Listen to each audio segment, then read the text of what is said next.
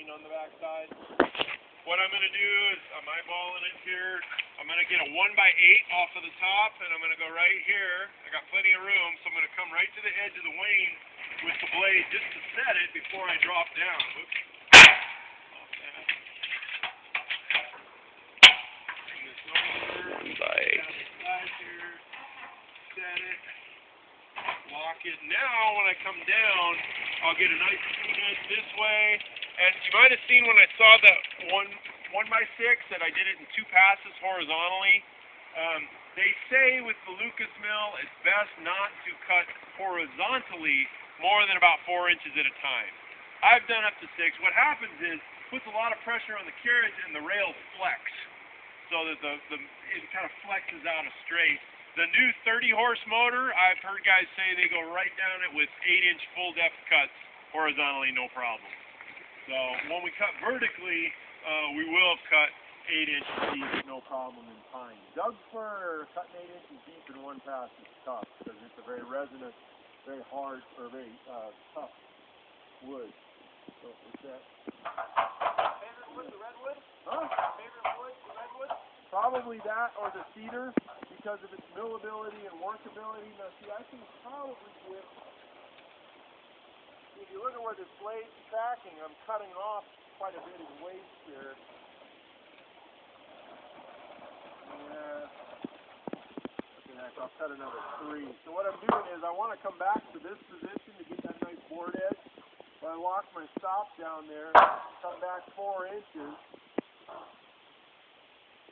It's going to be a 3 really. Let's do a 3.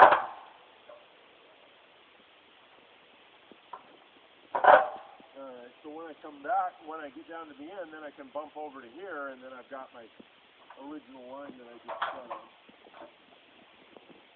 Got to come down an inch now. Set these to 0. Got a 0 on them every time.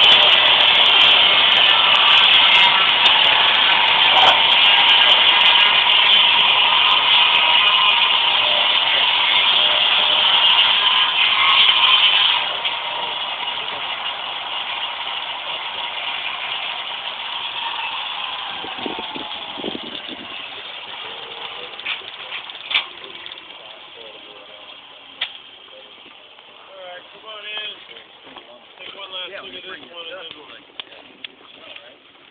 This is a really cool looking log. That is. Smells good. Did you notice the smell? Yeah. It's got real resiny, real pine smell. You can see this wood here is really soaked. That's what's giving it that color with resin pitch. Oh, wow. Because of the disease. And what Garrett's looking at down here is the first pocket of that rot that I was talking about. What I think I'm going to do, I was going to try and like firewood out. If you get down here to the end, you can see, you know, big hole in here. But it looks like a lot of this wood is going to be, you know, sound and that it'll hold together.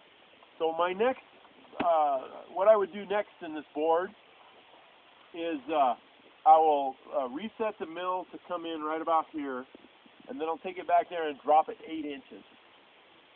And then I will come in and start stripping those boards out vertically, and my cutting will go much faster because I will see what I just did there. I cut a 1x3, a crappy 1x3, 8-inch wide, and then a 1x3. Right, so I got 3 pieces, and now I have to stop, adjust the cranks, reset, all that. When I turn vertically, I'll get a dozen pieces across here without having to change the mill. So I'll just walk back and forth. We've never calculated it exactly, but we figured for my friend's house in California, I walked 100 miles milling his 15,000 board feet of Douglas fir over the course of about 3 weeks in 3 different trips to California. So one thing that people who own band mills will tell you is you can sit in a chair and run the hydraulics. And, you know, that's true, you can do that, but I don't mind the physical exercise. It's what keeps me from, you know, my wintertime my weight goes up, and then in the summer I start milling and it goes down, which is not good for you, but at least it keeps me active, you know, and so I don't mind having to push it. It does wear you out when you first start it, and after a while you'll end up with quads about that big because you lean into it and push a lot and then pull backwards. So a lot of leg strength involved. All right, any questions on this? What are some of the safety concerns other than staying away from the blade? That's good. Other than staying away from that blade, there are some that you don't think of. One is the stops on the ends of the rails. Here, come back to this end. You can see them better. These prevent you from rolling your mill off. So they got to be set correctly. In other words, they got to be dropped in that position because you could pull that sucker back off if these weren't on there properly. Like if these are adjusted too tight, this will actually sit like that, and then it just will roll right off of there, and that would be bad. These pins right here, in transit one time, one of those cotter pins got open, and it came out, and we didn't notice it. And we rolled the mill down to that end, and it was running, and it free-spooled because it started spinning, so one side of it free-spooled down and hit the ground, and that was pretty scary. So you gotta, I try after I move the mill, I go around and inspect all of these things, make sure all the pins are in. Another one is this brake right here is sticky. It's adjusted improperly. So if I push in on this safety lock, this won't spin. You saw me smack it. I have to hit it to make it move. But that one down there is adjusted properly. If you push this little latch in, that handle, it'll, especially with weight on it, and I did it one time and missed the handle, and it came around and smashed me across the back of the knuckles, and I swore that my entire hand was broken, it hurt so bad. It wasn't, but that could easily happen. So you got to pay attention to what you're doing there. Flying debris, there's a little hole. There's a little tiny hole where when I was setting the blade, and I said I looked down in there. So there's a hole from where the blade is spinning, kind of up to where your face is. And every once in a while, it'll catch a little something and fling it up there. So you definitely want to have eye protection. They say full face protection. One of the big shields or screens would be better.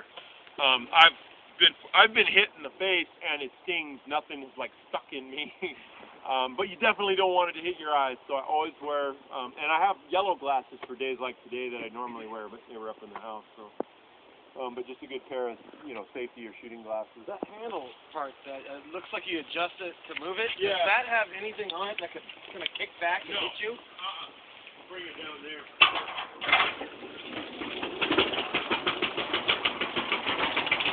This right here is just a handle for you to pull on. like when I'm pulling backwards.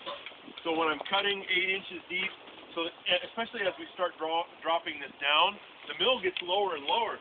So what you'll be doing is you'll be hunching over like this and pulling backwards, you know, and your back gets all out of whack. So this allows you to stand erect, you know, keep your back nice and straight, and walk backwards. And it's spring is just so you can pivot it. And then you saw me using it. I use my hip, so I put that on there, and then I pop it, and I can slide it back and forth by using hip pressure or pull this way if I need to come this way. This is your gauge for cutting board, and this is the other beauty of this mill is it is so drop dead incredibly simple. There's very little that can go wrong with it, and the system on many of the fan mills is computerized for dropping and measuring, and if anything goes wrong with the chip or something. So what you do here, let's say I want to cut 1 inch board. So I loosen this, there's 1 inch right there, so I set it right on, this is my reference line right here. So I set it right there for 1 inch, and I tighten it down, okay? Then I bring this backstop in here, put that against there, tighten that down. Now I have a gap, so I make a pass, move over 1 inch, cut, move it, stop it, 1 inch, and you just, that way you get pretty consistent boards. They're not perfect, you know, there is some variation in them. They say the accuracy of this is to within 1/32 of an inch. I'd give it a 16th on any day, and sometimes you can get a 32nd accuracy out of it. So the measurements on these, does that take into consideration the curve? The Exactly. half inch? Right No, here, I mean, 1/4 inch. You can see it right here, 0, you guys can't, but 0 is 1/4 inch away from this edge right here. Right. So it's built into there, and if you look on here, same thing. 0 is down a ways. So it has a built-in kerf allowance. Oh, very good. So it will count for the kerf as you go along. I meant more with the, like the 2x4 being the 1.5. No, that's up to you. Okay. You want to cut a 6 1/4. In fact, those 3s are actually 3 1/4, and the 8 is 8 1/8, which I allow for shrinkage.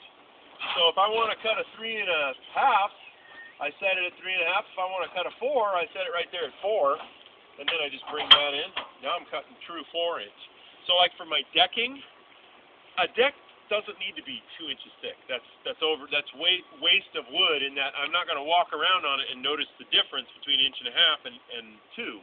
So I cut my decking 1.5 inches thick, but I want to eat up deck as fast as I can, right? So I cut 8 inch, full 8 inch, or 6 inch. Or if I got a log, see these small cedar logs over here, I'll cut decking out of those. And if the log will allow me to get a 5 3/4 inch piece of wood, then I'll cut 5 3/4 or 7 3/8 or whatever it is. I'll maximize that for that particular log. So I can cut any width I want. And I sell it when times are good, and I give it away when it can be a hindrance. I have a farmer friend who he grows blueberries, which like acidic soil. So he's come out with his tractor. He's got a nice little John Deere with a bucket loader, and he'll haul it away. And I've sold it usually for like $15 a cubic yard. And my trailer, which you'll see, we'll walk by up there. My trailer holds safely 6 cubic yards. So takes me an hour or so to shovel it in there, and then I'll haul it to somebody for $60-70. And they donate to the Forest Sports. I donate to the Forest Sports team. That was mostly planer shavings, which you'll see. But sawdust too, I have in the past. But this year I did a big load of planer shavings. Those of you that are into the pole climbing, that's what catches you when things don't go as well as you'd hope. There's a nice big bed, and actually that bed is largely chipped sawdust and planer chips that I've produced over the years. I think the first year we bought a load in there, but so we get this nice organic layer building up. It won't prevent you from getting injured, but it might make your injuries less severe. I've seen people fall from pretty high up and walk away from it around the climbing pole. But you guys now use belay system, right? So No. No? Not for practice, Well, but if you ever competition. talk to Michael, he needs to get us the key for that storage shed below the Pond Roast building. All right. Yeah, don't go higher than the first blue mark. Yeah, it's from 20 feet, you can only break both legs instead of get killed. Right. Any other questions while we're down here? You say that you can load all this by yourself, right? Absolutely. How much does that whole head? This weighs about 325 pounds, and you're like, boy, Brett talks pretty big. I've seen his arms. He can't lift 325 pounds. Again, design. Because I know darn good and well I can't hardly pick up one of those motors. Nope, you can't, and neither can I. Just the motor. Put the landing gear in. Oh. Two of them, I just grabbed one just to show you. They snap in here. Again, Egyptian principles. You cannot wheel this thing around with that power head where it is right now. But like a wheelbarrow, do this. Now I can wheel this thing around, and it's about like a garden wheelbarrow full of dirt. It's really, really easy.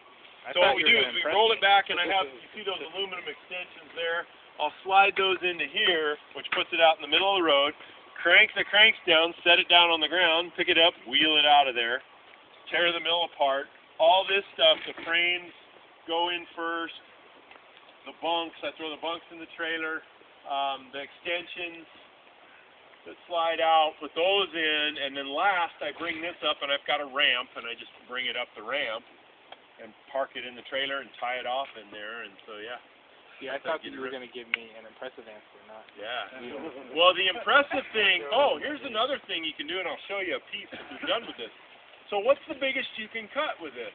Well, that's a 21-inch blade, but from the hub out to the edge is only 8.5 inches.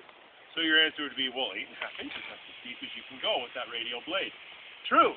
But if I can get the power head turned around, I can come into the log from the other side, another 8.5 inches. And so you can cut, depth-wise, you're stuck. 8.5 is as deep as you could go. But width-wise, you could go up to technically 8.5 by 17. I like to say 8 by 16. So I can cut an 8 by 16 timber with this by flipping the power head. And so what we do is we wheel it down here, again, free of the log. 3 people's best, but I've done it with 2. Put one person here on the, one person here. Usually the mill is actually like over here. One person here, and one person there. 3 people pick it up, do a little side step, a little pirouette, bring it back in, sit it down, and then cut the log from the other side and cut nice big timbers. And that's how we did that job in California. My buddy's floor was 8 by 12 by 24 foot long beams. So we did these 8 huge 8 by 12 by 24s with this, and we used 3 guys to flip the power head, 6 people to carry the beams. And actually 8 was better, and one day we only had 5 of us. So what we did is we got the beam up and we put the back end, we backed a little Toyota pickup in and put it in the back, or Nissan pickup, put it in the back. Then the rest of us got on the end, and my son drove the pickup, and he was 12 at the time, so we're like, just go real slow, and then walk along, to move these great big pieces of wood. This thing here, the Blue Ox, that's a log moving device. You can move timbers with that too, and I'll show you this big timber I moved by myself. I have a strap. I replaced those tongs with a soft strap so it doesn't mar the wood. You put the strap around that, lift that thing up, it picks it up in the middle, and you can wheel it. So there's lots of ways of moving big wood. Very good. Anything else? Go over here and look at some big wood and walk up by the house.